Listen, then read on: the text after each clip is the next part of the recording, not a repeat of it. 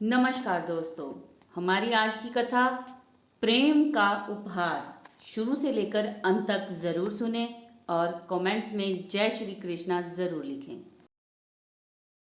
एक व्यक्ति था जो बहुत गरीब था। उसे रोज के 2 वक्त की रोटी की व्यवस्था करने के लिए बहुत परेशानी का सामना करना पड़ता था। अर्थात जिस दिन वह काम करता था उस दिन खाना खाता था और जिस दिन नहीं करता था उस दिन भूखे ही रहना पड़ता था। लेकिन वह नियम से ठाकुर जी की सेवा करता था। वह स्वयं भूखे रह जाता परंतु ठाकुर जी को भोग अवश्य लगाता था। एक बार उसके एक मित्र के बहन की शादी का न्योता आया। यह सोच में पड़ गया कि मेरे पास तो स्वयं के खाने के लिए नहीं हो पाता है। अब इस न्योते के लिए उपहार कहाँ से लेकर आऊं? और जाना भी जरूरी है क्योंकि मित्र की बहन की शादी का न्योता है। बहुत देर सोचने के बाद वह फैसला करता है कि मैं जो भी रोज कमा कर लाऊंगा उसमें से एक वक्त का भोजन करूंगा और दूसरे वक्त का बचाकर उपहार के लिए पैसे इकट्ठे करूंगा। इस प्रकार सोचते भगवान का ध्यान करते हुए सो जाता है और अगले ही दिन से वह रोज एक वक्त भोजन करके एक समय भूखे रहकर पैसे इकट्ठे करता है। देखते देखते शादी का दिन करीब आ गया।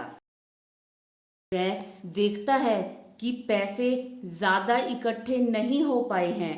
अब वह सोच में पड़ जाता है कि कैसे करूं?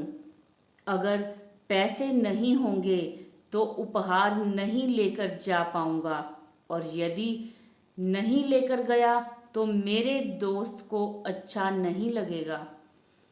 उसे कुछ समझ नहीं आ रहा था कि क्या करे। फिर वो ठाकुर जी को याद करने लगा और मन में कहने लगा, श्री कृष्ण गोविंद हरे मुरारी, हे नाथ नारायण वासुदेवा। और कहता है, हे ठाकुर जी, मैं क्या करूं? मुझे कुछ समझ नहीं आ रहा है। कृपया करें, मुझे राह दिखाएं। इस प्रकार वह भगवान को स्मरण करते करते सो जाता है और जब वह सुबह उठता है तो देखता है उसके घर पर नए नए कीमती उपहार रखे हुए हैं। पहले तो उसे कुछ समझ नहीं आता कि ये सब यहाँ आया कहाँ से। फिर उसे लगता है हो ना हो अवश्य ही किसी का किया हुआ है। वह तुरंत उठकर ठाकुर जी के पास जाता है और भगवान का ध्यान करने लगता है। तब भगवान उससे कहते हैं, मैं तुम्हारे सेवा से अत्यंत प्रसन्न हूँ। जिस प्रकार तुम स्वयं भूखे रहकर भी मुझे नित्य भोग लगाते थे, मेरी सेवा करते थे, इससे मैं अत्यंत प्रसन्न हूँ।